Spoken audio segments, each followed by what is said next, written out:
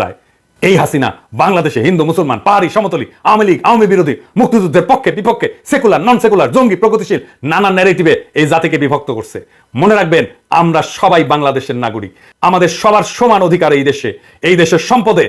আমাদের ঐক্যই আমাদের শক্তি, আমাদের বিভক্তি আমাদের পরাজয়। একজন পাহাড়ি নির্যাতিত হলে সেটা সংখ্যালঘু নির্যাতন নয়, সেটা নাগরিক নির্যাতন। একজন হিন্দু নির্যাতিত হলে সেটা সংখ্যালঘু নির্যাতন নয়, সেটা নাগরিক নির্যাতন। একজন শিবির ক্রসফায়ারে মারা গেলে সেটা হাসিনার মতে জঙ্গি দমন না, সেটা নাগরিক নির্যাতন। আমাদের এই নাগরিক পরিচয় বাদ দিয়ে আমরা যেন রাজনৈতিক প্রশ্নে আর অন্য কোনো পরিচয়কে ধারণ না করি। হিন্দু হিসেবে না, মুসলমান হিসেবে না, পাহাড়ি হিসেবে না, সমতল হিসেবে না, আমরা আমাদের অধিকারের দাবি করব নাগরিক হিসাবে।